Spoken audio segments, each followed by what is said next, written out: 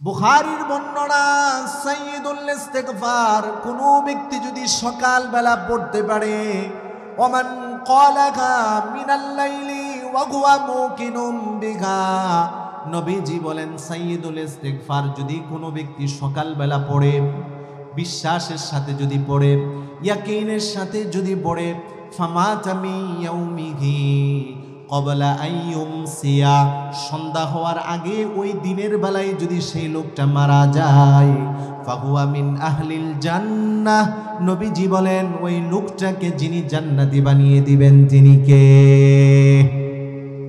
Oman ক্বালাহা মিনাল লাইল ওয়া হুয়া মুকিনুম বিহা, আর কোন ব্যক্তি যখন সাইয়্যিদুল ইস্তিগফার পড়বে সন্ধ্যাবেলা, আর যদি ইখলাসের সাথে ইয়াকিনের সাথে যদি পড়তে পারে, সাইয়্যিদুল ইস্তিগফার পড়ে যদি সকাল হওয়ার আগেই যদি মারা যায়, রব্বুল আলামিন ওই লোকটাকে জান্নাতি বানিয়ে দিবেন। বলেন সুবহানাল্লাহ। ইস্তিগফারের আরেকটা উপকারিতা হলো, আরেক হাদিসের মধ্যে আছে, মান লাজিমাল ইস্তিগফার জাআলাল্লাহু মিন কুল্লি যিকিন মাখরাজা, যে ব্যক্তি নিয়মিত বেশি বেশি ইস্তিগফার পড়বে, আল্লাহ তাআলা তার জীবনের বিপদ আপদ মুসিবত দূর করে দিবে। ওয়া মিন কুল্লি হাম্মিন ফারাজা, জীবনের সমস্ত দুশ্চিন্তা যিনি দূর করে দিবে। ওয়া রাযাকাহু মিন হাইসু লা ইয়াহতাসিব, এমন জায়গা হতে আল্লাহ রিজিক দান করবেন ইস্তিগফারের দ্বারা, বান্দা যেটা কখনো কল্পনাও করেনি।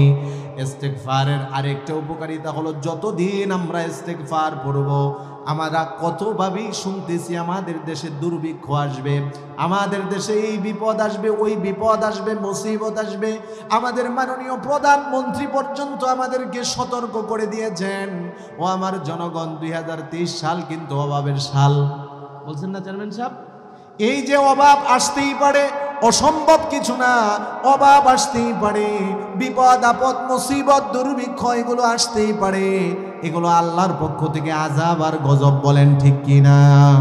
যদি আমরা ইস্তিগফারের আমল নিয়মিত করতে পারি, ওমা কানাল্লাহু মুআদ্দিবাহুম ওয়া হুম ইস্তাগফিরুন, কোরআন সাক্ষী, আল্লাহ বলেন যতদিন তোমরা ইস্তিগফার পড়বে ততদিন আমি আল্লাহ কোনো আযাবে তোমাদেরকে ধ্বংস করব না।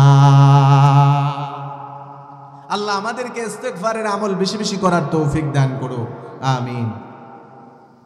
সাইয়্যিদুল ইস্তিগফার কাকে বলে? সাইয়্যিদুল ইস্তিগফার, যুবক ভাইরা আপনারা যারা পারেন না শিখে নেবেন, মুরব্বী বাবারাও শিখে নেবেন, পর্দার আড়ালের মা বোনেরা আপনারাও শিখে নেবেন। সাইয়্যিদুল ইস্তিগফার হলো, আল্লাহুম্মা আনতা রাব্বি লা ইলাহা ইল্লা আনতা খলাকতানি ওয়া আনা আবদুকা ওয়া আনা আলা আহদিকা ওয়া ওয়া'দিকা মাস্তাতা'তু আউযু বিকা মিন শাররি মা সানা'তু আউযু বিকা মিন শাররি মা সানা'তু আবু'ু লাকা বিনি'মাতিকা আলাইয়া ওয়া আবু'ু বিযামবি ফাগফির লি ফাইন্নাহু লা ইয়াগফিরুয যুনুবা ইল্লা আনতা। এই হলো সাইয়্যিদুল ইস্তিগফার। কোরআনে কারীমে আল্লাহ তাআলা নিজে বলে দিয়েছেন, ওয়া ইযা কুরিআল কুরআনু ফাসতামিউ লাহু ওয়া আনসিতু লাআল্লাকুম তুরহামুন। আল্লাহ রাব্বুল আলামিন বলেন, বান্দারা যখন এই কোরআন তেলাওয়াত করা হয়, কোরআনের কথাগুলো যখন তোমাদেরকে শোনানো হয়, কোরআনের আওয়াজ যখন তোমার কানের মধ্যে পৌঁছে যায়, দুনিয়ার অন্য কোনো কাজের মধ্যে লিপ্ত থাকবে না, অন্য কোনো কথা যেন তোমার কর্ণকুহরের মধ্যে প্রবেশ করতে না পারে। ওয়া ইযা কুরিয়াল কুরআন, যখন কোরআন পড়া হবে, ফাসতামিউ লাহু, সবাই মনোযোগ সহকারে কোরআন শুনবে, ওয়া আনসিতু, শুধু শুনবে তাই না, নিজেরা চুপ থাকবে, কোনো হট্টগোল করবে না। যদি দুইটা কাজ করতে পারো, মনোযোগ দিয়ে শুনতে পারো, অন্য কোনো মনোযোগী যদি তোমাদের মধ্যে না থাকে, আল্লাহ বলেন লাআল্লাকুম তুরহামুন, আমি আল্লাহ তোমাদেরকে আমার রহমতে বেষ্টিত করে ফেলব। আরেকটা আওয়াজ দিয়ে বলেন সুবহানাল্লাহ। এই হলো কোরআনে কারীমের ভাষা। আর আল্লাহর নবী হাদিসের মধ্যে বলেন, লা ইয়াকুদু কওমুন ইয়াযকুরুনা ইসমাল্লাহ ইল্লা হাফাতহুমুল মালাইকা। আল্লাহর নবী হাদিসের মধ্যে বলেন, পৃথিবীর যেই প্রান্তেই আমার কিছু উম্মতেরা বসে বসে আল্লাহর জিকির করে, কোরআন হাদিসের কথাগুলো বলে এবং শুনতে থাকে, ওই জায়গাটাকে রহমতের ফেরেশতারা বেষ্টনী করে ফেলে। বলেন সুবহানাল্লাহ। ওয়া নাযালাত আলাইহিমুস সাকিনাহ। নবীজি বলেন, এই কোরআনের মাহফিলে যতক্ষণ পর্যন্ত কোরআনের কথাগুলো, হাদিসের কথাগুলো হবে এবং যারা বসে বসে শুনবে, ততক্ষণ পর্যন্ত আল্লাহ পাকের সাকিনা নামক একটা রহমত তাদের উপর বর্ষিত হতে থাকে। বলেন সুবহানাল্লাহ। ওয়া গাশিয়াতহুমুর রাহমা। রহমতের চাদরে আল্লাহ আমাদেরকে বেষ্টিত করে ফেলেছেন। 4 নাম্বার পুরস্কার হলো ওয়া যাকারাহুমুল্লাহু ফি মান ইনদা। আমি আপনাদেরকে কথা বলতেছি, আপনারা শুনতেছেন। যতক্ষণ আমরা এখানে থাকব, আমাদেরকে নিয়ে আল্লাহ ফেরেশতাদের সাথে কথোপকথন করতেছেন। বলেন সুবহানাল্লাহ। চেয়ারম্যান সাহেব যদি আমাকে নিয়ে আলোচনা করে, আমি বড় খুশি হই। প্রধানমন্ত্রী যদি আমার নামটা মুখে উচ্চারণ করে, আমার খুশির কোনো সীমানা থাকে না। বলেন ঠিক কিনা? বড় একজন ব্যক্তির মুখে যদি আমার নাম শোনার কারণে যদি আমার দিলটা আনন্দিত হয়ে যায়, যে আল্লাহ রাজাদিরাজ, রাজাদের রাজা, ওই আল্লাহ আমাদের ব্যাপারে আলোচনা করতেছেন, আমরা খুশি না নারাজ? খুশি না? আলহামদুলিল্লাহ। আল্লাহর রসুল বলতেছেন, যতক্ষণ আমরা এখানে থাকবো, আমি যেমন আপনাদেরকে কথা বলতেছি, আপনারা শুনতেছেন, আল্লাহ তার ফেরেশতাদের সাথে আমাদের ব্যাপারে আলোচনা করতেছেন। সুবহান। তো আমরা শেষ পর্যন্ত থেকে আখিরি মোনাজাত করে যেতে পারবো তো ইনশাআল্লাহ? কারা কারা রাজি আছি? হাতটা উঠাই তো। আল্লাহ আপনি কবুল করেন, বলি আমিন। হাত নামা। আমি আপনাদের সম্মুখে সূরা কাহাফের 107 নম্বর আয়াত তেলাওয়াত করেছি। কত নম্বর আয়াত? 107 নম্বর আয়াত সূরা কাহাফের। এই একটা আয়াতের মধ্যে আল্লাহ পাক রব্বুল আলামিন আমাদেরকে বলতেছেন, বান্দারা তোমরা 2টি কাজ করো, আমি আল্লাহ তোমাদেরকে জান্নাতুল ফেরদাউস দিয়ে দিব। হয়নি? সুবহানাল্লাহ।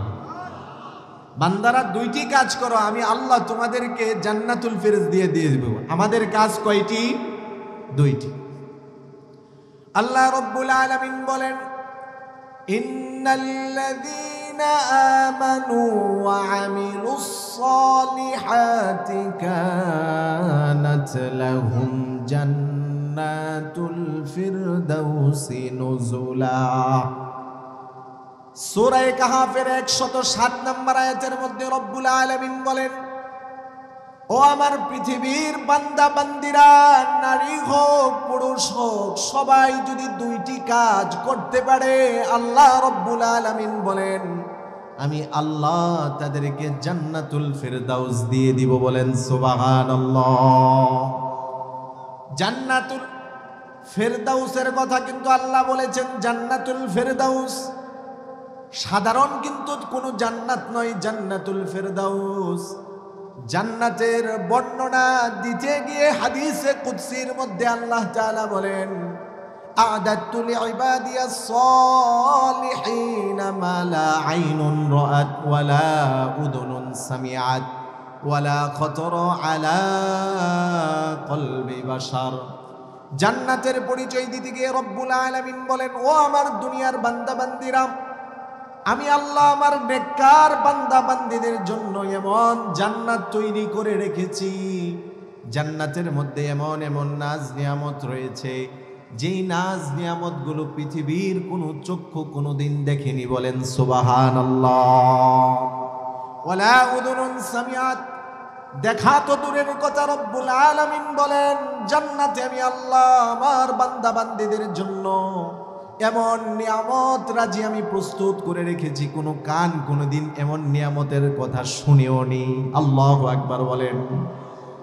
চোখ দেখা তো দূরের কথা, কান শোনা তো দূরের কথা, ওয়ালা খতরা আলা কলবি বাশার, আল্লাহ তাআলা বলেন কোন মানুষের অন্তর কখনো কল্পনাও করেনি এমন এমন নিয়ামতরা যে আমি জান্নাতের মধ্যে রেখে দিয়েছি।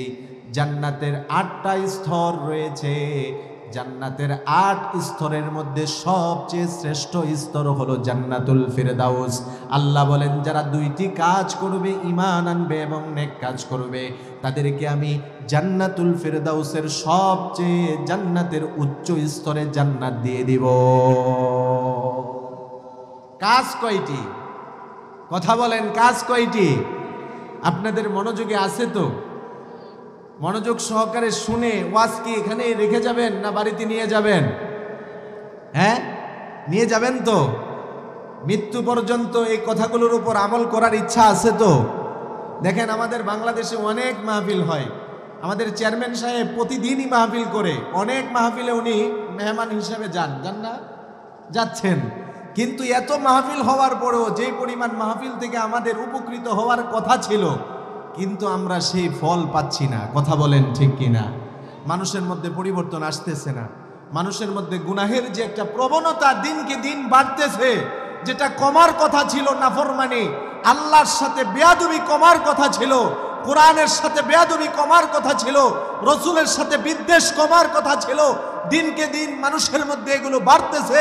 অথচ কোরআনের মাহফিল অনেক হচ্ছে, এর দ্বারা বোঝা যায় কোরআনের মাহফিল হচ্ছে, কিন্তু মানুষের মধ্যে পরিবর্তন আসতেছে না। এর অন্যতম কারণ মানুষ শুধু শুনে, আমলে পরিণত করে না। বলেন ঠিক কিনা? তা আমরা কি শুনবো না আমলে পরিণত করব? এক লোক তার নাতিনকে নিয়ে মাহফিলে আসছে, ছোট্ট নাতিকে নিয়ে মাহফিলে আসছে।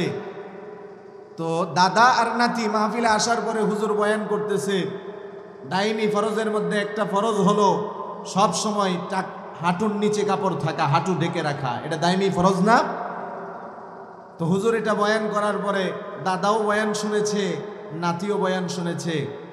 তো দাদা আর নাতি বয়ান শেষ করে যখন বাড়িতে যাচ্ছে, নদী পার হওয়ার পরে নাতি দাদার দিকে তাকিয়ে থাকে।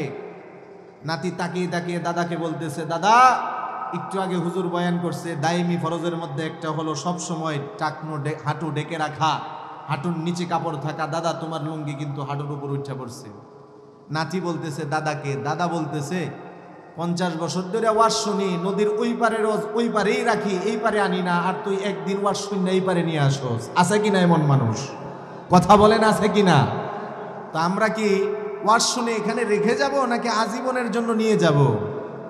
আমাদেরকে আল্লাহ তৌফিক দান করুক।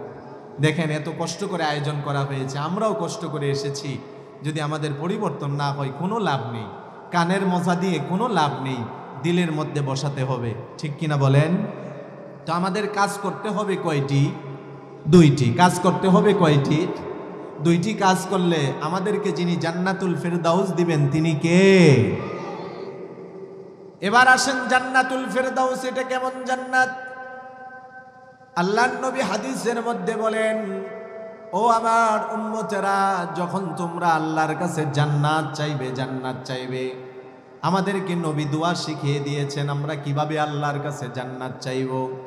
আল্লাহুম্মা ইন্না নাসআলুকাল জান্নাতা ওয়া নাউযু বিকা মিনান নার।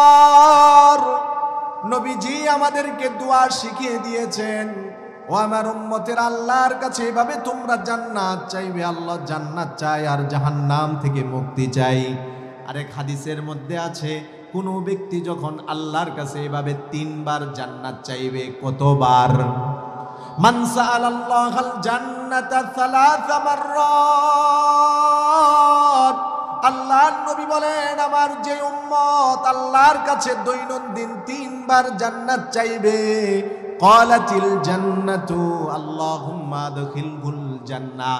জান্নাত তখন আল্লাহর কাছে দোয়া করে বলে, আল্লাহ আপনার অমুক বান্দা বান্দি 3 বার জান্নাত চেয়েছে, তাদেরকে আপনি জান্নাতি বানিয়ে দেন। ওমান ইস্তাজার মিনান নারি 3 মাররাত।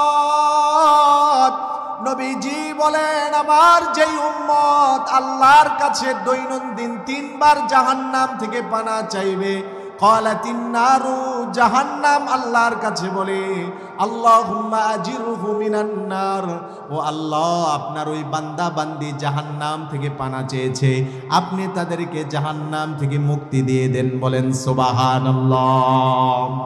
আমরা দৈনন্দিন আল্লাহর কাছে জান্নাত চাইব। আর নবীজি বলেন, ইযা সালতুমুল্লাহাল জান্নাতা ফাসআলুহুল ফিরদাউস। ও আমার উম্মতেরা, নবীজি আমাদেরকে একটা চালাকি শিখিয়ে দিয়েছেন। ও উম্মতেরা শিখে রাখো, আমি নবীজি তোমাদেরকে একটা চালাকি শিখিয়ে দিচ্ছি। যখন জান্নাত চাইবে আল্লাহর কাছে নরমাল জান্নাত চাইবে না, আল্লাহর কাছে জান্নাতুল ফিরদাউস চাইবে। বলেন সুবহানাল্লাহ। আল্লাহর নবী বলেন, জান্নাতুল ফিরদাউস কেমন জান্নাত তোমরা জানোনি? ও আমার উম্মতেরা জানো জানো জান্নাতুল ফিরদাউস কেমন জান্নাত। ফাইন্নাহু আওসাতুল জান্নাহ ওয়া আলাল জান্নাহ ওয়া ফাওকুহু আরশুর রহমান। জান্নাতুল ফিরদাউস হলো এমন জান্নাত, জান্নাতের স্তরের মধ্যে সবচেয়ে উচ্চ স্তর, সবচেয়ে উন্নত মানের স্তর, এবং জান্নাতুল ফিরদাউসের ঠিক উপরেই হলো রব্বুল আলামিনের আরশ। বলেন সুবহানাল্লাহ। জান্নাতুল ফিরদাউসের ঠিক বরাবর উপরে আল্লাহর আরশ। জান্নাতুল ফিরদাউসে যারা থাকবে, যখন ইচ্ছা, যতক্ষণ ইচ্ছা, যখন মন চাইবে, তারা তাদের রবকে দেখতে পাবে। সুবহানাল্লাহ। দুনিয়াতে কত কিছু দেখার স্বপ্ন আছে। ও যুবক, কত নায়ক নায়িকা, কত বড় বড় সেলিব্রিটিদেরকে দেখার মনের মধ্যে কল্পনা জল্পনা। রসুলকে দেখার ইচ্ছা কি আছে মনে? আল্লাহকে দেখার ইচ্ছা কি মনে আছে? তাহলে ঈমান এবং আমল ঠিক রাখা লাগবে, তাহলে আমাদেরকে জান্নাতে আল্লাহ আমাদেরকে দেখা দিবেন। সুবহান। আল্লাহর নবী বলেন, ওয়া মিন গুতুফাজ্জারু আনহারুল জান্নাতিল আরবা'a। ও আমার উম্মতেরা, আরো জেনে রাখো, জান্নাতুল ফিরদাউস এটা এমন একটা জান্নাত, এই জান্নাতের তলদেশ দিয়ে জান্নাতের সমস্ত নহরগুলো প্রবাহিত হয়েছে। বলেন সুবহানাল্লাহ। কাজ করতে হবে আমাদের দুইটি, এক হলো ঈমান, দ্বিতীয় নাম্বার হলো নেক আমল। ঈমান আমরা সবাই এনেছি, আমরা সবাই দাবি করি আমরা মুমিন মুসলমান। বলেন ঠিক কিনা? আমরা সবাই দাবি করি আমরা মুমিন, আমরা মুসলমান। তবে এখন আমাদের জন্য উচিত হলো মৃত্যু পর্যন্ত ঈমানের উপর অবিচল আর অটল থাকা লাগবে। মৃত্যুর আগে ঈমানের উপর অনেক বিপদ আপদ মুসিবত আসতে পারে। ঈমানদার সমস্ত বিপদ আপদ মুসিবতকে সহ্য করবে, কিন্তু কখনো ঈমানদার তার ঈমান ছাড়বে না। বলেন ঠিক কিনা?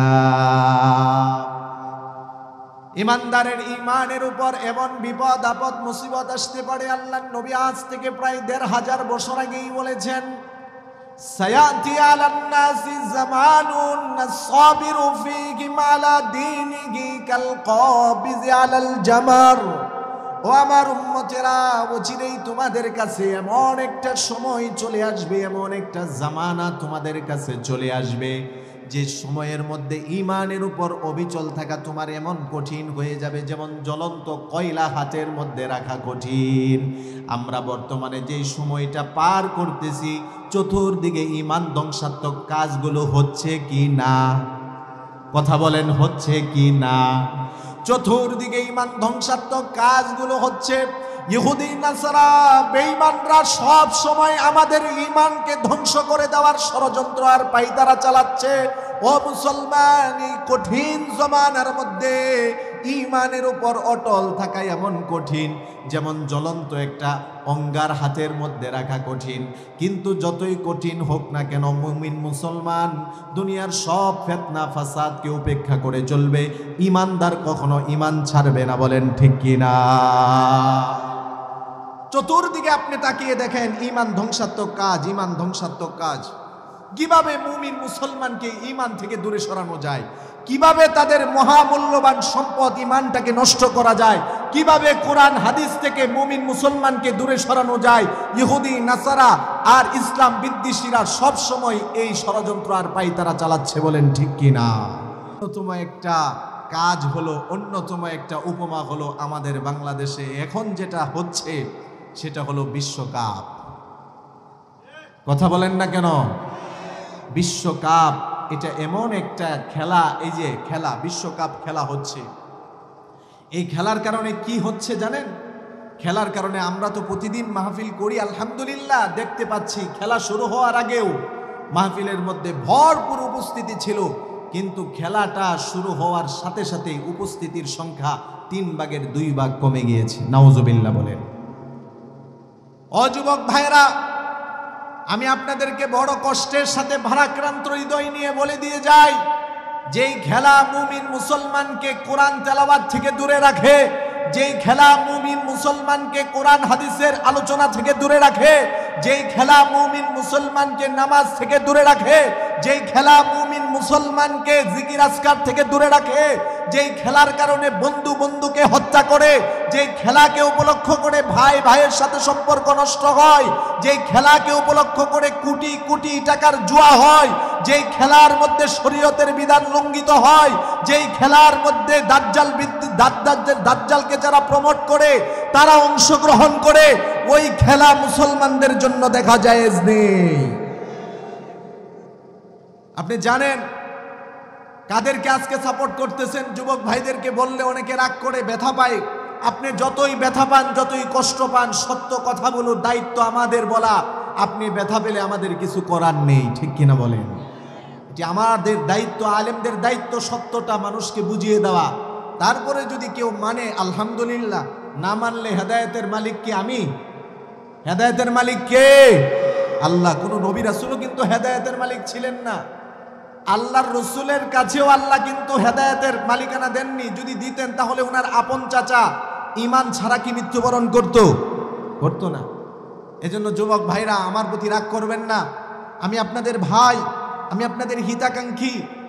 এই যে খেলা বিশ্বকাপ হচ্ছে, এটাকে উপলক্ষ করে হাজারো যুবক মুসলমান তাদের নামাজ থেকে, তাদের তেলাওয়াত থেকে, জিকির আজকার থেকে দূরে সরে যাচ্ছে, ঠিক কিনা বলেন? আজকে আমরা দেখতে পাই মাহফিল করে যখন আমরা যাই গাড়িতে, তখন দেখতে পাই রাস্তার মোড়ে মোড়ে বিশাল বড় বড় পর্দার মধ্যে খেলা হচ্ছে, সেখানে হাজারো মানুষের উপস্থিতি, অথচ মাহফিল তার কাছেই হচ্ছিল, মাহফিলের মধ্যে আসেনি। এই খেলাটা না হলে এখানের লোকগুলো অবশ্যই মাহফিলে আসতো, ঠিক কিনা বলেন? এমনও ঘটনা বাংলাদেশে অসংখ্য ঘটেছে, খেলাকে উপলক্ষ করে বন্ধু বন্ধুকে হত্যা করে ফেলেছে। আপনারা পাননি সংবাদ? চেয়ারম্যান সাহেব পাননি? বন্ধু বন্ধুকে মেরে ফেলেছে। খেলাকে উপলক্ষ করে আমার জানাশোনা 4 জন ছেলে পতাকা উত্তোলন করতে গিয়ে মারা গিয়েছে। নাউজুবিল্লাহ বলেন। আমার জানাশোনা 4 জন ছেলে মারা গিয়েছে। গফরগাঁওয়ে একজন, কক্সবাজারে একজন, খাগড়াছড়িতে একজন। এরকম আমার জানার মধ্যে 4 জন ছেলে শুধু পতাকা টাঙ্গাইতে গিয়ে আর্জেন্টিনা আর ব্রাজিল, জার্মান আর বিভিন্ন দেশের খেলোয়াড়দের দেশের পতাকা টাঙ্গাইতে গিয়ে মুসলমান তার জীবনকে হারিয়েছে। এর থেকে কপাল পোড়া মুসলমান আর হতে পারে না, বলেন ঠিক কিনা? মুসলমানের জীবনটা কি সাধারণ? কত দামি মুসলমানের সময়গুলো, কত দামি! অথচ আজকে মুসলমান সময়ের মূল্য না বুঝে, জীবনের মূল্য না বুঝে, ইহুদি নাসারাদের মহাব্বতে নিজের জীবনটাকে শেষ করে দিচ্ছে, ঠিক কিনা বলেন? কত সংসার বিচ্ছেদ হয়েছে এই খেলাকে উপলক্ষ করে। স্বামী করে ব্রাজিল, স্ত্রী করে আর্জেন্টিনা, 2 জনের মধ্যে বিচ্ছেদ হয়ে গেছে, তালাক হয়ে গেছে। এখন স্বামী তালাক দিয়ে দিছে, স্ত্রী এখন প্রশ্ন করে, হুজুর আমার স্বামী তালাক যে দিয়ে দিছে, তালাকটা হইব কি না? আচ্ছা, স্বামী তালাক দিয়ে দিলে তালাক হবে না এমন কোনো কারণ আছে? শরীয়তের একটা মাসালা আমি আপনাদেরকে বলে দেই। আল্লাহ রসুলের হাদিস, সালাসুন জিদ্দুহুন্না জিদ্দুন ওয়া হাজলুহুন্না জিদ্দুন। 3টা বিষয় এমন আছে মানুষ মজা করে বললেও হয়ে যায়, বাস্তবিক বললেও হয়ে যায়। 1 নাম্বার আল্লাহ রসুল বলেন, আর তালাক, তালাক যদি কোনো স্বামী তার স্ত্রীকে চুমা দিয়েও একটা দেয় যে তোমার একটা চুমাও দিলাম, তালাকও দিলাম, তালাক কি হবে না? কথা বলেন, হবে না? আমি বোঝানোর জন্য কথাটা বলতেছি। শুধু রাগের মাথায় তালাক দিলেই তালাক হবে এরকমটা না, হাসি মুখে তালাক দিলেও কি হবে? তালাক হবে। তালাক আরেকটা হলো বিবাহ, আরেকটা হলো গোলাম আজাদ। এই 3টা জিনিস খুব স্পর্শকাতর, যেভাবেই বলেন সেভাবেই কার্যকর হয়ে যায়, ঠিক কিনা বলেন? এই জন্য আমার প্রাণ প্রিয় যুবক ভাইদেরকে বলবো, ও আমার যুবক ভাইয়েরা, যা আপনারা অতীতে করে ফেলেছেন এখনো সামনে সময় আছে, আজকের মাহফিল থেকে তওবা করেন। আল্লাহর কাছে চোখের পানিটা ছেড়ে দিয়ে বলেন, আল্লাহ যারা আমাদের দুশ্মন, যারা মুসলমানদের দুশ্মন, যারা ইসলামের দুশ্মন, তাদেরকে না বুঝে সাপোর্ট করেছিলাম, আজ থেকে তাদেরকে আজ সাপোর্ট করব না, তাদের খেলা দেখব না। আল্লাহ আপনি আমাদেরকে মাফ করে দিবেন যদি তওবা করতে পারি। যিনি আমাদের জীবনের গুনাহ মাফ করে দিবেন তিনি কে? ও যুবক ভাইয়েরা, আমি আপনাদেরকে বলে দিয়ে যাই, আপনি কি জানেন আপনি ব্রাজিলের সাপোর্টার নিজেকে দাবি করেন, নিজের গায়ের মধ্যে জার্সিও পরেন, নিজের বাড়িতে বড় ব্রাজিলের পতাকা আপনি উত্তোলন করেন, আর্জেন্টিনার জার্সি পরেন, আর্জেন্টিনার পতাকা উত্তোলন করেন। আপনি কি একটাবার চিন্তা করে দেখেছেন ব্রাজিল এটা এমন একটা শহর এখনো প্রকাশ্যভাবে ব্রাজিলে আজান দেওয়া যায় না? আর্জেন্টিনা এমন একটা শহর প্রকাশ্যে এখনো কোরআন তেলাওয়াত করা যায় না। ব্রাজিল এটা এমন একটা শহর, এই যে আমার মোবাইলের মধ্যে আছে, ব্রাজিলের একটা শহরের একটা সিঁড়িতে এখনো আমাদের আল্লাহর নামকে পায়ের নিচে রেখে পদদলিত করে বলেন নাউজুবিল্লাহ।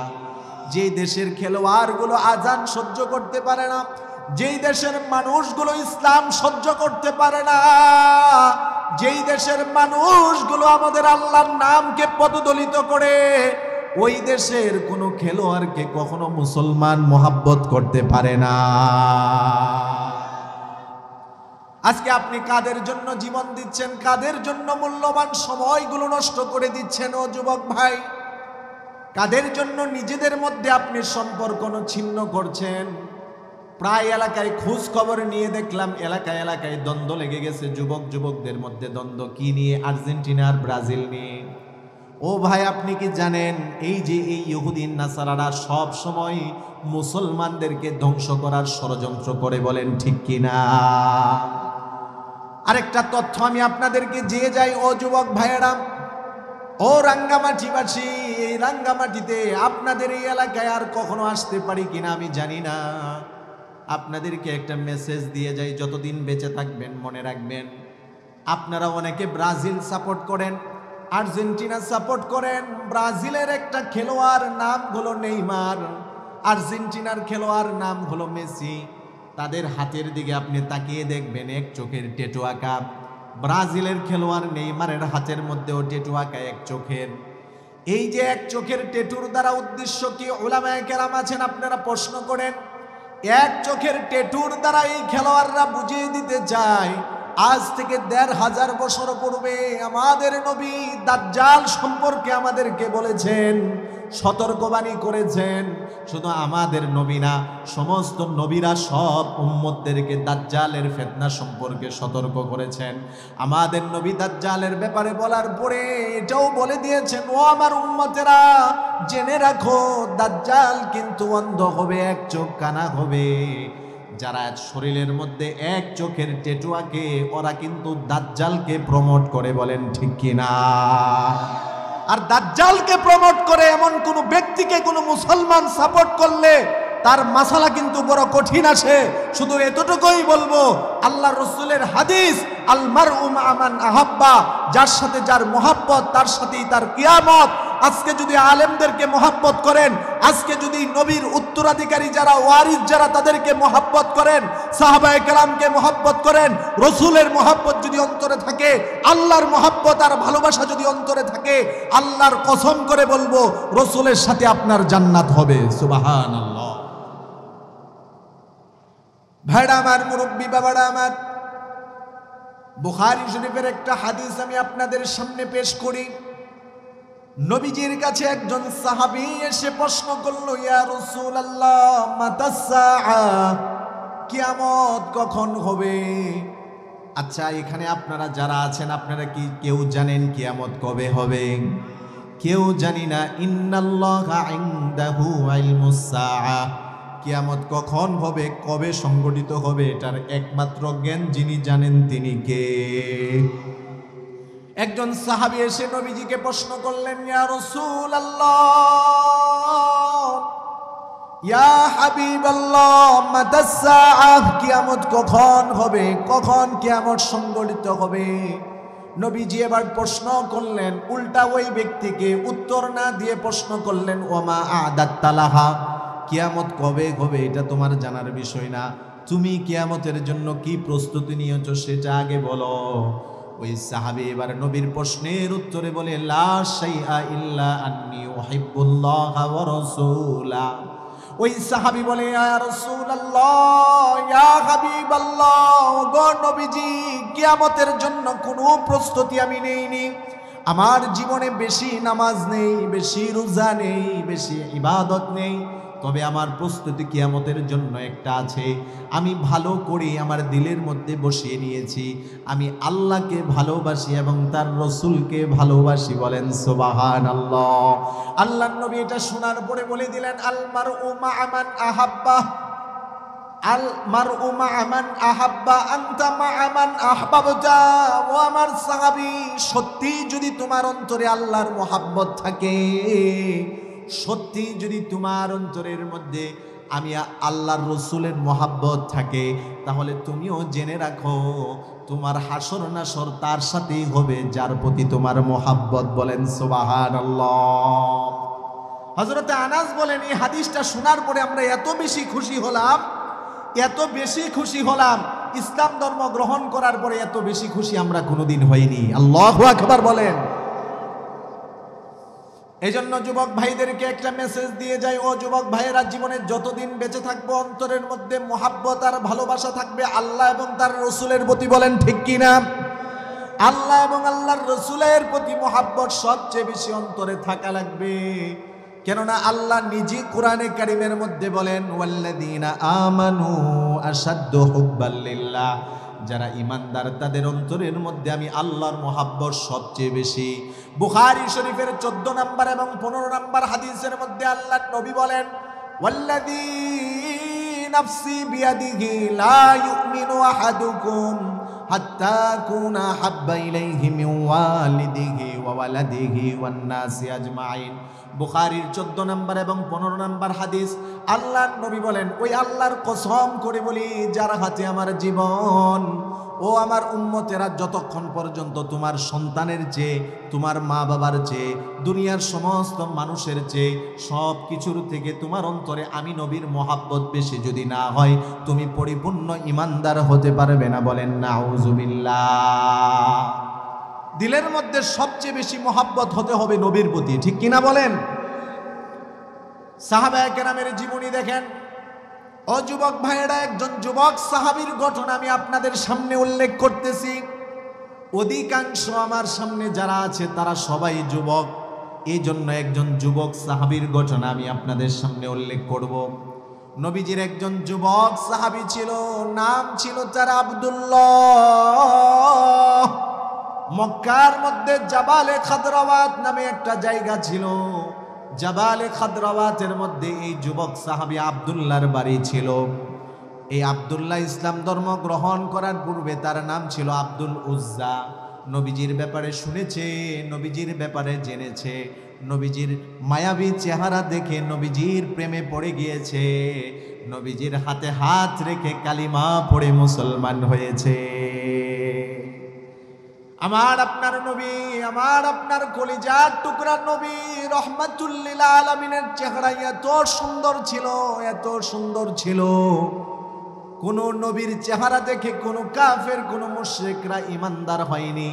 আমার নবীর চেহারা দেখে হাজারো বেঈমান, ইমান ছাড়ারা ইমান এনেছে। বলেন সুবহানাল্লাহ। আব্দুল উজ্জা নবীজির প্রেমে পাগল হয়ে নবীজির হাতে হাত রেখে কালিমা পড়ে মুসলমান হয়েছে। আল্লাহর নবী প্রশ্ন করলেন, মাসমুকাল কারীম, তোমার নাম কি? সাহাবী বলে, ইসমি আব্দুল উজ্জা, আমার নাম হলো আব্দুল উজ্জা। নবীজি বললেন, আব্দুল উজ্জা এটা তো কোনো মুসলমানের নাম হতে পারে না, তোমার নাম আজকে থেকে আব্দুল্লাহ। তুমি উজ্জার গোলাম না, তুমি হলে আল্লাহর গোলাম। আমরা সবাই কার গোলাম? একটু জোরে মোহাব্বতের সাথে বলেন, আমরা সবাই কার গোলাম? নবীজির হাতে হাত রেখে কালিমা পড়ে মুসলমান হয়েছে, কিন্তু ইসলাম ধর্মের বিষয়টা গোপন রেখেছে। কেননা অবস্থাটা এমন ছিল, এই আব্দুল্লাহ সাহাবীর বাবা জীবিত ছিল না, বাবার মৃত্যুর পরে চাচার অধীনে লালিত পালিত হয়েছে। চাচাও ছিল কাফের, মাও ছিল কাফেরা। পরিবারের সবাই ছিল মুসলিম। আল্লাহ নবী বললেন, আব্দুল্লাহ এখনো তোমার ইসলাম ধর্ম গ্রহণ করার বিষয়টা সবার কাছে বলার সুযোগ হয়নি, অতএব তুমি তোমার ঈমানের বিষয়টা গোপন রাখবে, কারো কাছে বলিও না আপাতত। হযরত আব্দুল্লাহ গোপন রাখলো নিজের বিষয়টা। একদিন, 2 দিন, 1 সপ্তাহ, 2 সপ্তাহ, 1 মাস, 2 মাস, কিছু সময় যাওয়ার পরে আল্লাহর আদেশে রাহমাতুল লিল আলামিন মক্কা থেকে হিজরত করে মদিনায় চলে গিয়েছেন। কিন্তু আব্দুল্লাহ এখন আর সহ্য করতে পারে না। আগে যখন ইচ্ছা মন চাইতো নবীজিকে দেখতে পেত, যখন মন চাইতো নবীজির দরবারে এসে নবীজির জবান মোবারক থেকে সুন্দর সুন্দর কথা শুনতো। নবীজি হিজরত করে মদিনায় চলে যাওয়ার পরে আল্লাহর নবীর এই যুবক সাহাবী আব্দুল্লাহ নবীজিকে আর দেখতে পারেন না। এই বিরহ, এই যন্ত্রণা আর সহ্য করতে পারেন না। নিজের মধ্যে একটা অবস্থা পরিবর্তন হয়ে গেল। হযরতে আব্দুল্লাহর পরিবর্তন দেখে চাচা প্রশ্ন করলো, আব্দুল্লাহ কি ব্যাপার, এমন সব সময় অস্থিরতার মধ্যে কেন থাকো? তোমার মধ্যে কেমন একটু জানি পরিবর্তন দেখা যায়।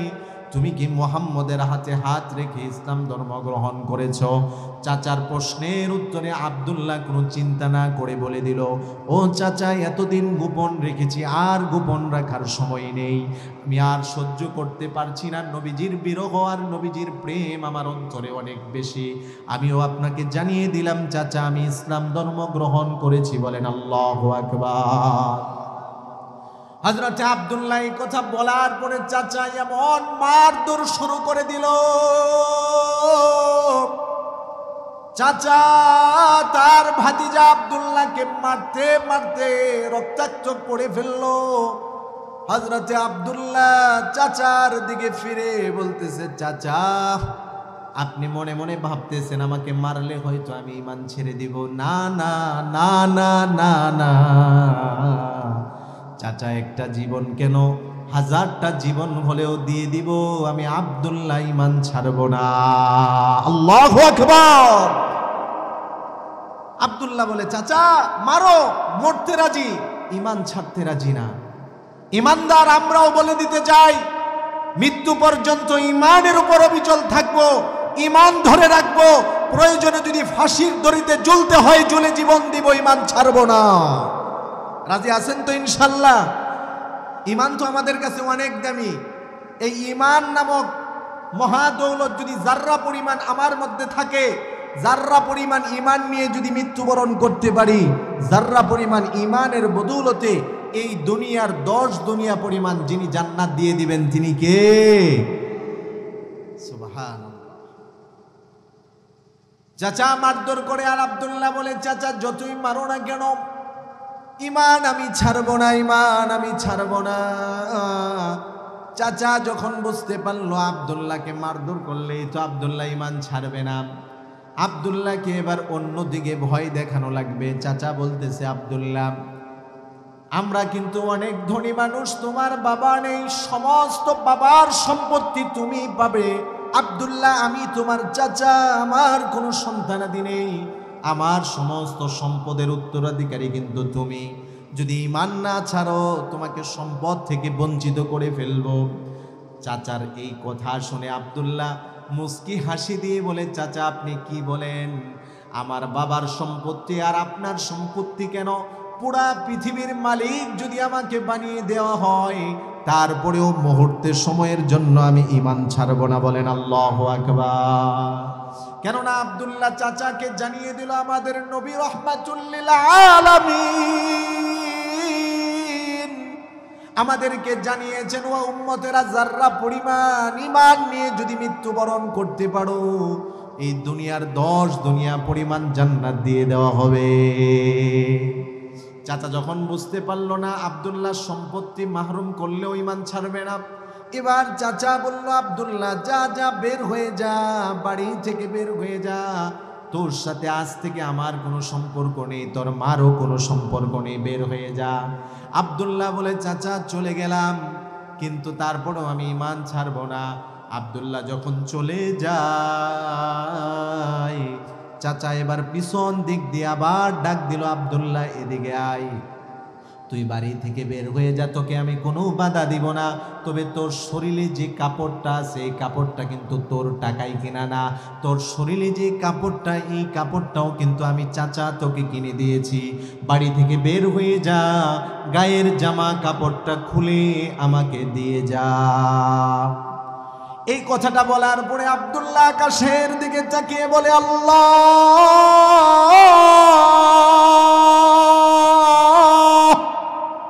আমাদের নবী বলেছিলেন ময়দানে মাহশারে সমস্ত মানুষগুলো উলঙ্গ হবে, সমস্ত মানুষগুলো নগ্ন পা থাকবে। আল্লাহ, কোটি কোটি মানুষ একজন একজনের সামনে উলঙ্গ থাকবে। ময়দানে মাহশারের হালতটা যদি দুনিয়াতে আমার হয়ে যা, বুঝে নিলাম এটা আমার দুনিয়াতেই ময়দানে মাহশর। আব্দুল্লাহ বলে, চাচা মনে করেছো গায়ের জামা খুলে নিলে আমি ঈমান ছেড়ে দিব? এত সস্তা ঈমান আমি আব্দুল্লাহ গ্রহণ করিনি। হযরতে আব্দুল্লাহ নিজের গায়ের জামাটা খুলে দিয়ে দিল, তারপরে উলঙ্গ হয়ে গেল, কিন্তু ঈমান ছাড়লো না। আল্লাহু আকবার।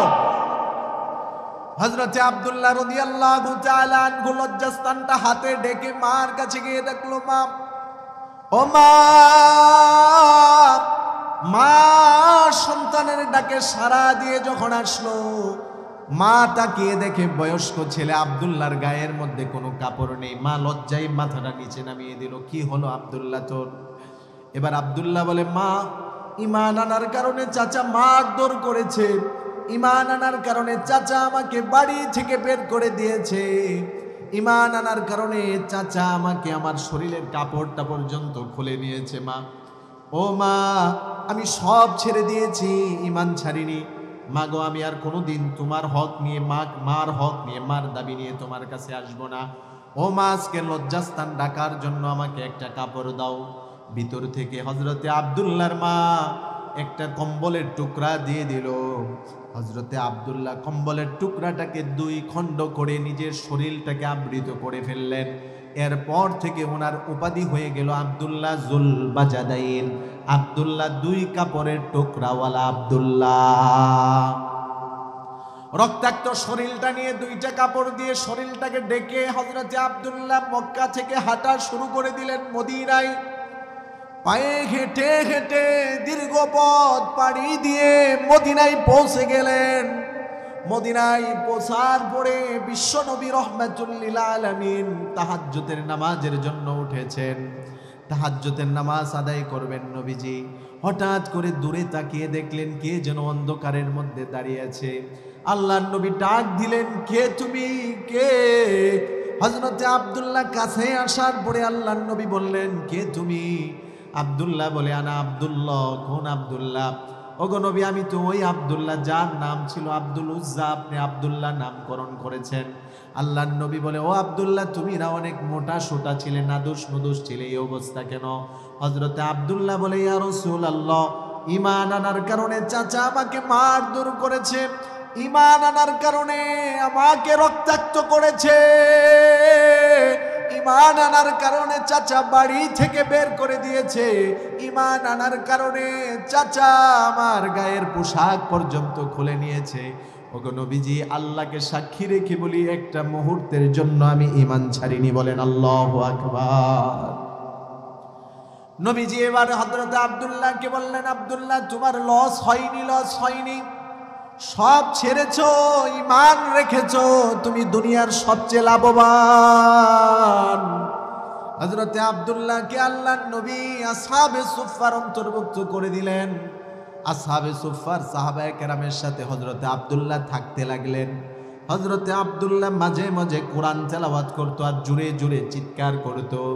হযরতে ওমর আল্লাহর নবীর কাছে অভিযোগ করলো, ইয়া রাসূলুল্লাহ, ইয়া হাবিবাল্লাহ, গো নবীজি, আপনার সাহাবী আব্দুল্লাহ কোরআন তেলাওয়াত করে ভালো কথা, তবে মাঝে মধ্যে জোরে জোরে কেন চিৎকার করে? হযরতে ওমর এই কথা বলার পরে আল্লাহর নবী ওমরকে বললেন, ওমর, বাধা দিও না, বাধা দিও না আমার আব্দুল্লাহকে। আমার আব্দুল্লাহর ইসলামটা বড় কঠিন, আমার আব্দুল্লাহর ঈমান আনাটা বড় কঠিন ঈমান আনা। আমার আব্দুল্লাহ হয়তো কোরআন তেলাওয়াত জুড়ে জুড়ে করে তার অতীত জীবনের কষ্টগুলো বলার চেষ্টা করে। আমার আব্দুল্লাহকে তোমরা কেউ বাধা দিও না। এভাবে দিন চলতে লাগলো।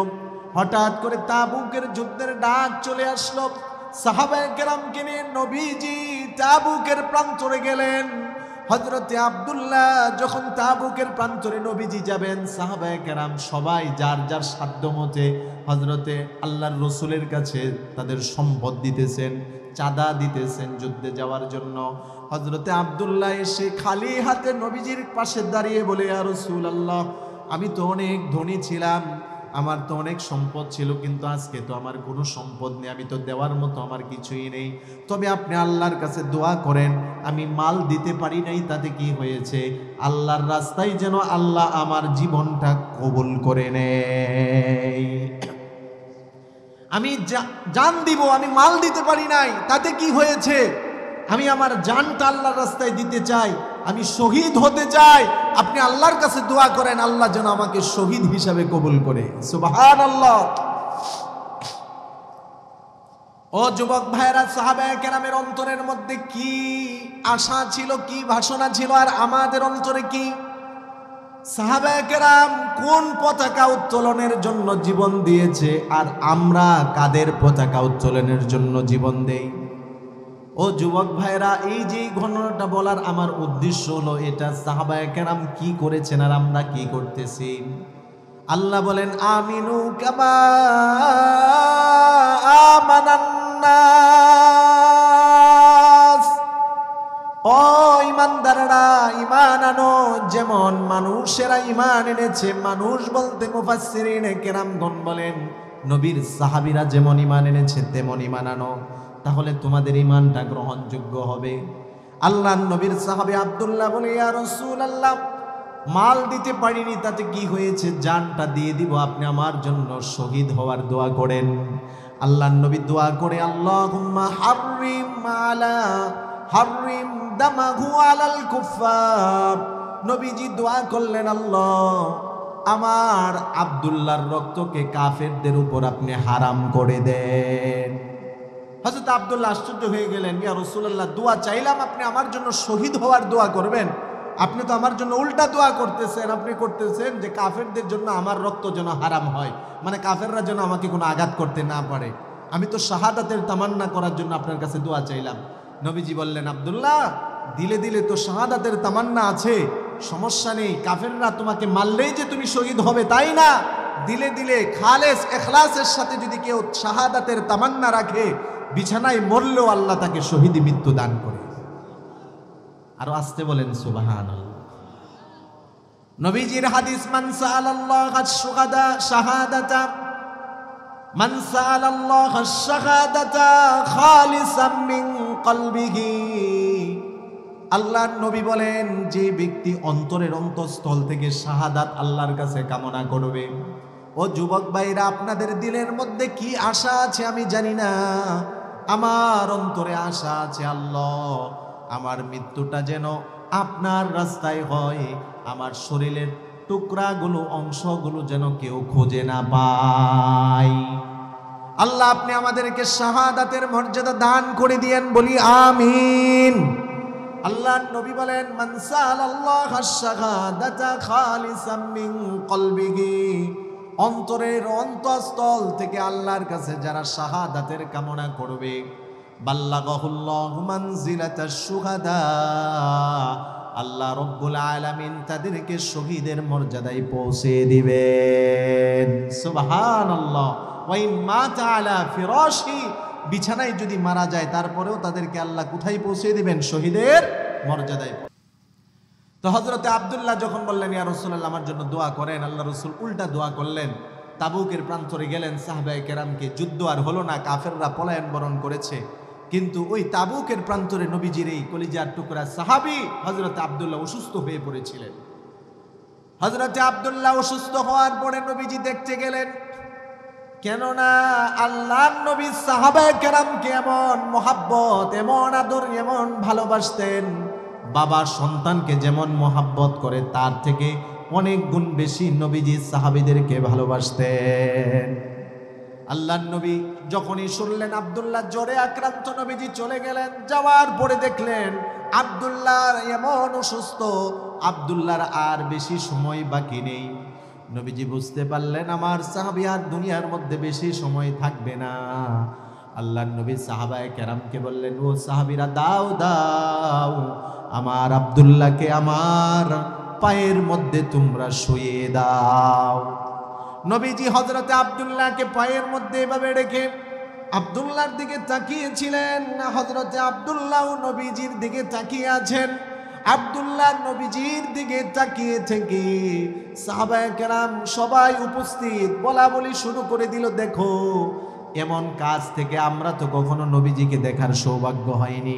নবীজির কোলে শুয়ে আব্দুল্লাহ নবীজিকে দেখতেছে আর চোখের পানি ছেড়ে দিচ্ছে।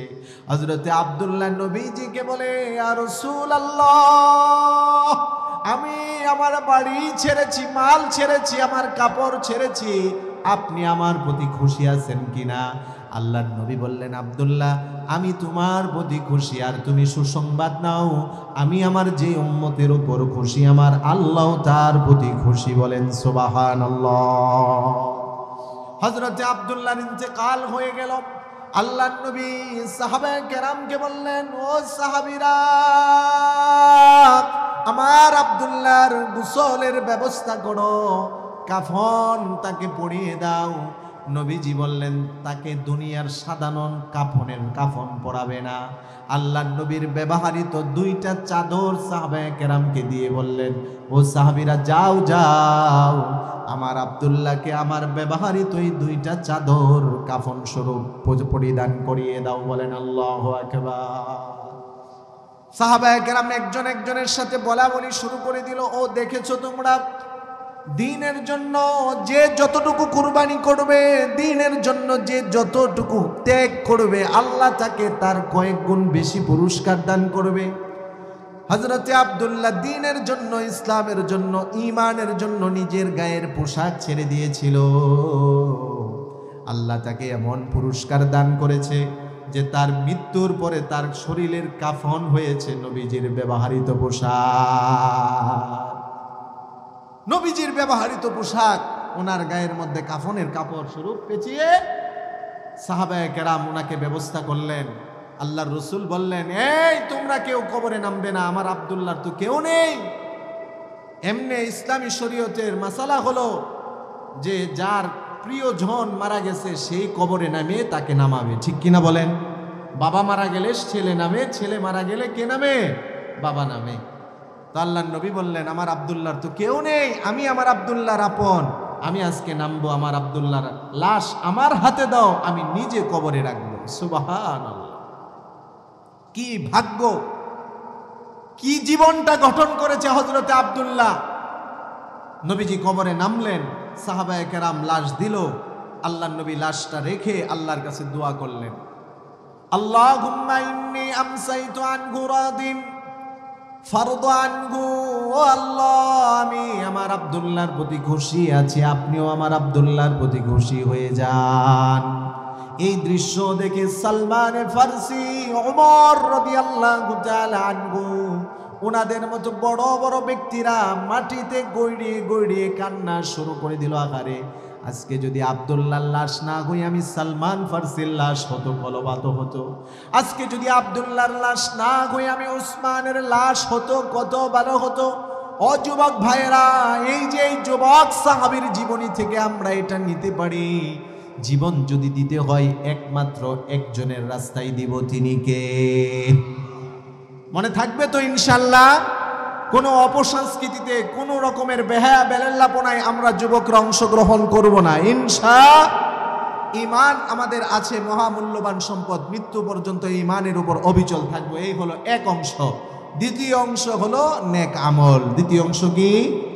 নেক আমল। মৃত্যু পর্যন্ত আমরা নেক আমল করব। ঈমান আর নেক আমল, এই দুইটা যদি আমাদের জীবনে হয়ে যায়, দুইটা যদি আমরা গ্রহণ করতে পারি, তাহলে আমাদের জীবনের সবচেয়ে বড় সফলতা পেয়ে যাব, আল্লাহ আমাদেরকে জান্নাত দিবেন। সুবহানাল্লাহ। আমি আফগানিস্তানের তৎকালীন বাদশা ছিলেন সুলতান মাহমুদ গজনবী রহমতুল্লাহ আলাইহি। আফগানিস্তানের বর্তমানে রাজধানীর নাম হলো কাবুল, কিন্তু আগে ছিল আফগানিস্তানের রাজধানী হলো গজনি, এজন্য ওনার নাম সুলতান মাহমুদ গজনবী। উনি আফগানিস্তানের প্রধান ছিলেন। উনি সারা দিন রাষ্ট্রীয় কাজ সেরে ওনার রাজদরবারে আসছেন। আসার পরে দেখতেছেন তখন তো আর এত বৈদ্যুতিক বাল্বের ব্যবস্থা ছিল না, হারিকেন ছিল, হেজেক ছিল, ঠিক কিনা বলেন, বাতি কুপি ছিল। তো উনি এসে দেখেন ওনার বাড়ির নিচে যে হেজেকের নিচে ছোট্ট মাদ্রাসার এক ছাত্র বসে বসে কোরআন পড়ে। আল্লাহু আকবার বলবেন না? ছাত্রটা কোরআন পড়তেছে। সুলতান মাহমুদ গজনবী রহমতুল্লাহ আলাইহি বলতেছেন, এই তুমি কে বাবা? ছাত্রটা ভয় পেয়ে গেছে, তিনি ঘোড়া থেকে নেমে গেছেন, তখন তো ঘোড়া ছিল। তো ছেলেটা বলতেছে, আমি আপনাদের মাদ্রাসার পাশে যে এতিমখানা, ওই এতিমখানার ছাত্র, আমার বাবা নেই, মা মানুষের বাড়িতে বাড়িতে কাজ করে, তো আমার মা আমাকে হারিকেন কিনে দিতে পারে না, কেরোসিন কিনে দিতে পারে না, আমার তো কোরআন মুখস্থ হয়নি, সবক মুখস্থ হয়নি, তাই আপনার বাড়ির নিচে বসে বসে আলোতে কোরআন পড়তেছে। আচ্ছা বলেন, সুলতান মাহমুদ গজনবী উনি কি আমাদের মতো ছিলেন? উনি কেমন ছিলেন জানেন? দৈনন্দিন 100 রাকাত নফল নামাজ পড়তেন। একটু জোরে বলেন সুবহানাল্লাহ। 100 রাকাত নফল নামাজ পড়তেন। তো সুলতান মাহমুদ গজনবী রহমতুল্লাহ এই কথা শোনার পরে ছেলেটাকে নিয়ে রাজদরবারে চলে গিয়ে উনার সিংহাসনে ছেলেটাকে বসালেন। তুই আমার রাজা, আমি তোর প্রজা, কি লাগবে বাবা তুই বল আমার কাছে। আল্লাহু আকবার। ও ভাইরা, কোরআনওয়ালাদেরকে যারা সম্মান করে আল্লাহ তাদের সম্মান বাড়িয়ে দেয়, ঠিক কিনা? কোরআনওয়ালাদের সম্মান যারা নষ্ট করে, আলেম উলামার সম্মান যারা নষ্ট করে, আলেম উলামাকে যারা অসম্মানী করে, আল্লাহ তাদেরকে জমিন থেকে নিশ্চিহ্ন করে দেন, বলেন ঠিক কিনা? সুলতান মাহমুদ গজনবী নিজের সিংহাসনে বসিয়ে বললেন, বাবা কি লাগবে তোর? অর্থমন্ত্রীকে ডাক দিয়ে বললেন, এই বাচ্চার কি লাগবে? সারা বছরের খোরাক লেখো। ছেলে বলতেছে, আমার এই পরিমাণ তেল, এই পরিমাণ কেরোসিন, এই পরিমাণ খাবার, এই পরিমাণ, এই আমার একটা শীতের জ্যাকেট, এই সেই সব কিছু একটা পুটলার মধ্যে সুলতান মাহমুদ গজনবী বাচ্চাকে দিয়ে বলতেছে, যা বাবা তুই পরগা, যা লাগবে আমার কাছে বলবি। ছেলেটা যায়। সুলতান মাহমুদ গজনবী পিছনে তাকিয়ে আছে, ছেলেটাও পিছনে পিছনে ফিরে তাকায়। ছেলেটা এসে বলল, ওগো জনাব, আপনার মনের মধ্যে কোনো কথা জমে আছে, আপনি হয়তো আমাকে বলবেন, আপনি বলতে পারেন, কোনো সমস্যা নেই। এবার সুলতান মাহমুদ গজনবী বলতেছে, ও বাবা, তোর কাছে আমার চাওয়ার কিছুই নেই, তবে 2টা চাওয়া আমার তোর কাছে আছে বাবা। আজ থেকে 12টা বছর হয়ে গেল নিয়মিত 100 রাকাত নফল নামাজ পড়ে, দুরুদ পড়ে, ওযু করে আমি শুয়ে পড়ি। মনের মধ্যে এই কল্পনার জল্পনা, এই কামনার বাসনা রাখি রহমাতুল্লিল আলামিনকে স্বপ্নে দেখব। আজ থেকে 12টা বছর হয়ে গেল, রহমাতুল্লিল আলামিনকে স্বপ্নে দেখতে পারলাম না। বাবারে, তুই যখন কোরআন পড়বি ভোর রাত্রিতে আমার জন্য একটু দোয়া করবি, আল্লাহ যেন আমার মনের এই আশা পূরণ করে দেয়। আরেকটা আশা হলো, আমি একজন ভালো মানুষের সন্ধান করি। ও বাবা, একটা ভালো মানুষ পেলে আমি রাজত্ব ছেড়ে দিয়ে তার পা টিপে টিপে জীবন শেষ করে দিব, তার খেদমতে জীবনটা কাটিয়ে দিব। একটা ভালো মানুষের সন্ধান করতেছি। এই 2টা চাওয়া তোর কাছে আমার আছে। মাদ্রাসার ছাত্র মাদ্রাসায় চলে গেল, কোরআন পড়তে গিয়ে তাহাজ্জুদের সময় উঠে ছাত্র আল্লাহর কাছে দোয়া করে, আল্লাহ, সুলতান মাহমুদ গজনবী আমার ইচ্ছা পূরণ করেছে, আপনি তার ইচ্ছা পূরণ করে দিন। সাথে সাথে সুলতান মাহমুদ গজনবী শুয়ে গেল। 100 রাকাত নফল নামাজ পড়ে, দুরুদ পড়ে, ওযু করে শোয়ার পর সাথে সাথে রহমাতুল্লিল আলামিনকে স্বপ্ন যোগে পেয়ে গেল। এবার সুলতান মাহমুদ গজনবী রহমাতুল্লাহি আলাইহি আবেগে আপ্লুত হয়ে চোখের পানি ছেড়ে দিয়ে বলে, ইয়া রাসূলুল্লাহ, ইয়া হাবিবাল্লাহ, 1 যুগ অপেক্ষা করার পরে আপনি এসেছেন। এবার আগে বলেন, আপনি এতদিন কেন আসেননি, আজকে কেন আসলেন? নবীজি বললেন, সুলতান মাহমুদ, আমি তো মনে করেছিলাম তুমি বড় চালাক, তুমি তো একটা বোকা। তুমি কি জানো না, 1 যুগ তুমি দোয়া করো, সাধনা করো, তোমার দোয়া কবুল হয় না। আজকে কেন তোমার দোয়া কবুল হলো? ওই যে মাদ্রাসার ছাত্র তোমার জন্য দোয়া করেছে, আমি নবী আর রওজায় থাকতে পারি নাই, আল্লাহ ছাত্রের দোয়া কবুল করেছে, আমি তোমার স্বপ্নে চলে এসেছি। সুবহান। এবার সুলতান মাহমুদ গজনবী আল্লাহর নবীকে বললেন, ইয়া রাসূলুল্লাহ, একটা ভালো মানুষের সন্ধান আপনি আমাকে দিয়ে যান। আমার এই রাজত্ব আর ভালো লাগে না, এভাবে আমার আর জীবন ভালো লাগে না। ভালো মানুষের সন্ধান দিলে তার খেদমতে জীবনটা কাটিয়ে দেব। এবার আল্লাহর নবী বললেন, সুলতান মাহমুদ রে, ভালো মানুষের সন্ধান তো আমি আগেই দিয়ে দিয়েছি। আজ থেকে ১৫০০ বছর আগে দুনিয়াতেই তো আমি ভালো মানুষের সন্ধান দিয়ে দিয়েছি।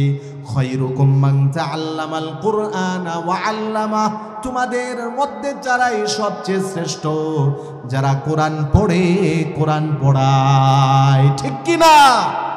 এই জন্য এটা হলো শ্রেষ্ঠ হওয়ার কারখানা। এখান থেকে যারা হবে পৃথিবীর সবচেয়ে শ্রেষ্ঠ তারা হবে, ঠিক কি না? এখান থেকে আলেম হবে, হাফেজ হবে, এখান থেকে আলেম হয়ে হাফেজ হয়ে সে হাফেজ বানাবে, সে আরো হাফেজ বানাবে। এই যে তাদের সওয়াবটা আপনারা সবাই পাবেন, সুবহানাল্লাহ বলেন। তো এই যে মাদ্রাসা এত সুন্দর আয়োজন করতে গিয়ে মাদ্রাসা কর্তৃপক্ষ অবশ্যই অনেক টাকার খরচ হয়েছে, এবং এই এতিমখানা চালাতে গিয়ে অনেক টাকার খরচ হয়। আনুমানিক আমি শুনেছি মোহতামিম সাহেব হুজুরের কাছে 200-র মতো ছাত্র আছে। তো এই যে এতগুলো ছাত্র, এতিম ছাত্র আছে, গরিব ছাত্র আছে, তো এই যে তাদের সাহায্য সহযোগিতার জন্য হুজুর মাদ্রাসার কোনো কাজ আছে?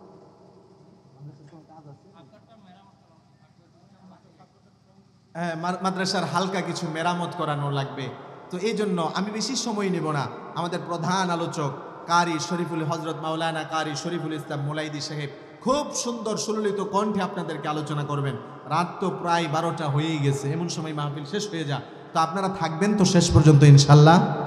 সবাই থাকবেন তো ইনশাল্লাহ? এ যুবক ভাইরা থাকবা তো ভাই? হ্যাঁ, এদিকে যুবক ভাইরা পিছনে থাকবা তো? খুব সুন্দর আলোচনা। প্রতিদিন তো আর মাহফিল হয় না। আজকের রাতটা আল্লাহর জন্য আমরা কিছুটা কুরবানি করতে পারবো না? তো এখানে আপনারা যারা আছেন মাদ্রাসার মহাব্বতে, মা বাবার মহাব্বতে, আত্মীয় স্বজনের মহাব্বতে যারা দুনিয়া থেকে চলে গেছে, আমাদের মা আমাদের বাবা আমাদের জন্য কত কষ্ট করে গেছে, মনের মধ্যে এখন কত আমাদের আশা থাকতে পারে, আরে মার জন্য কিছুই করতে পারলাম না, যে বাবা আমার জন্য রোদ্রে পড়েছে বৃষ্টিতে ভিজেছে ওই বাবার জন্য কিছুই করতে পারলাম না। আজকে মাদ্রাসা কিছু এমন সদকায়ে জারিয়া করে যাব, যে সদকায়ে জারিয়াটা আজীবন আমার কবরে যাবে, আমার মা বাবার কবরে যাবে। এই নিয়তে আমরা এখানে কেউ আসি মাদ্রাসার নির্মাণ কাজে অথবা এতিম ফান্ডে, লিল্লা ফান্ডে, আমরা এমনকি কেউ আসি যে মাদ্রাসার কল্যাণার্থে এখানে কেউ কে আসি 10টা 1000 টাকা দিতে পারবো? আসি আমরা কেউ? মাশাআল্লাহ। নাম কি?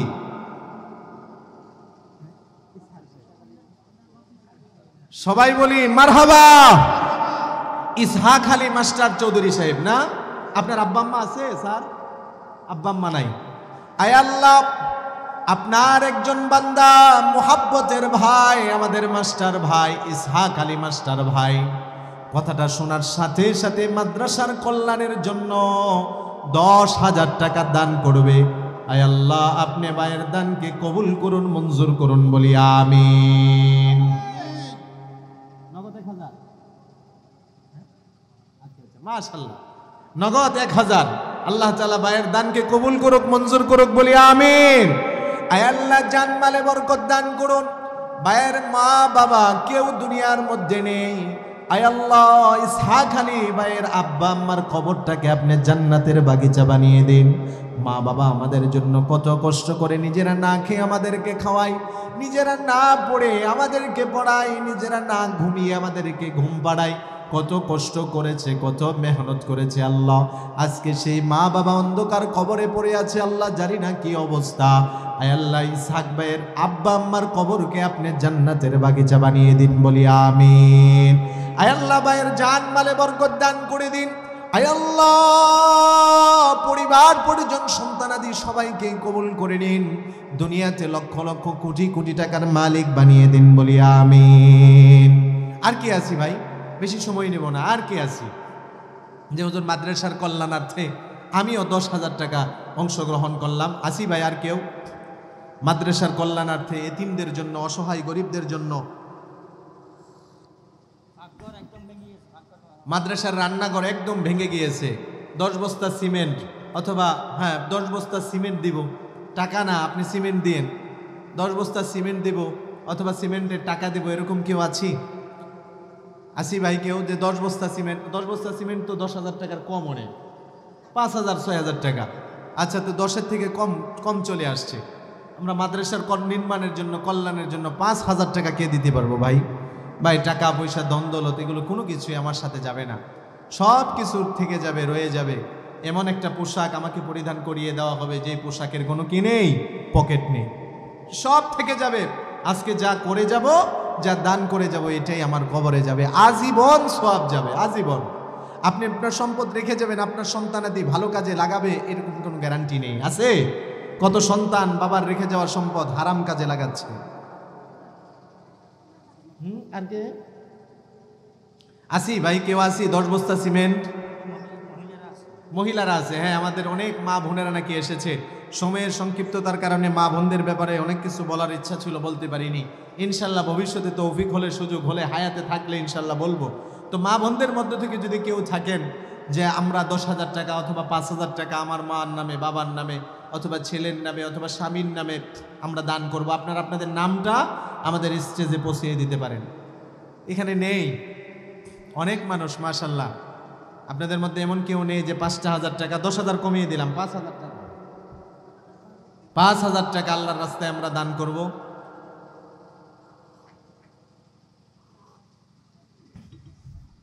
দশ বস্তা সিমেন্ট অথবা 5,000 টাকা।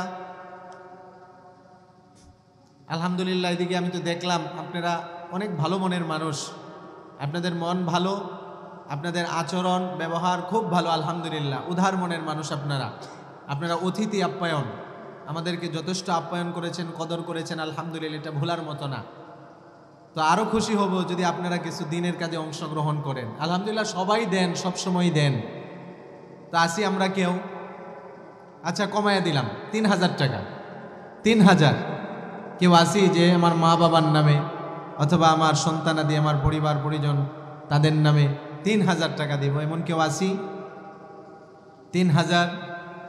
যুবক ভাইদের মধ্যে কেউ নেই? কত টাকাই তো পতাকা কিনতে গিয়ে খরচ করলাম, বিশাল বড় বড় পতাকা। আপনাদের এলাকায় আসতে গিয়েও দেখলাম কারটার থেকে কারটা বড় হতে পারে। এই প্রতিযোগিতা, এটা কল্যাণ আর নাজাত আনবে না। এই প্রতিযোগিতা কল্যাণ আনবে, যে আমি দেখি কার থেকে কে কত বেশি দিতে পারি। আসি কেউ? 3,000। 3,000 টাকা মাদ্রাসার নির্মাণ কাজে অথবা মাদ্রাসার কল্যাণে আমি দান করলাম। 2,000। 2,000। 2,000ও নাই? 2,000 টাকা তো বেশি টাকা না ভাই, বর্তমানে 2,000 টাকা এটা কোনো বেশি টাকা না।